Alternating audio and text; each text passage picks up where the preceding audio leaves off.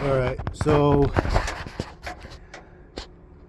I tried to weld the pinch weld seam and it just turned out like dog shit. I did this part today. My wire settings were my welder settings were too high. But a lot of the other stuff turned out, I'd say, alright, decent maybe.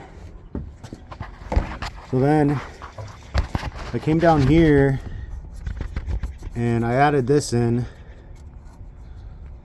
As you can see, I ground the weld down a little bit. And then I added in this. I probably should have added in panels down here first because there's all this pinch weld material to weld to.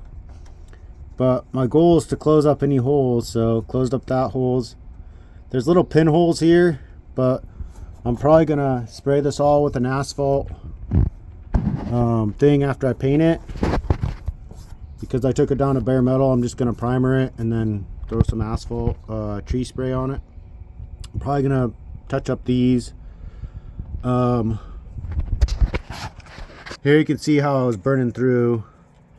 I think the best way to remove this paint for welding is a wire wheel and not a grinding disc, because a grinding disc or a flapper disc is going to take metal away. And then the paint stripper stuff has a lot of I think it's probably aluminum oxide in it, so it makes a big mess, whereas the wire wheel just takes the paint off and you don't have a big mess of all that dust. So I cut out this little piece. I can see it here. You can see it here. So I got that bent, and then what I'll do is I'll tack this on here. Actually goes that way maybe. I'll tack it on. This little piece needs to come off. I'll tack this on and then I'll pound it some more. I don't have an English wheel or anything special. I just use my vice grips. I don't have an English wheel or anything special. I just use my vice grips and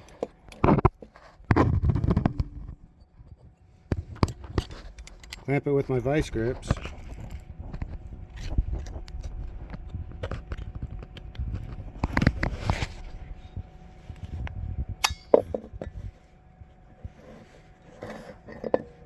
Obviously I only have one hand to hold the hammer with, so. And then hold the vice grips and then pound on it. Take it to the bench vise, bend it if I need to. Take it and pound on it. And you can get it bent pretty close, and then once it's where you want it to be, as far as the contour, then you just tack it in on this side here because it's closest, and then pound it down on this side once it's tacked in 2 or 3 places, and then push it down with the screwdriver so you can get good tacks. You want that metal to be as close as possible. So see how there's like a little bit of a gap, and I push it, I move the metal, I close that gap. That's how close you want that gap to be, so that you don't risk burning through like I did. So I'm going to try and tack this in and then probably just weld it from the other side.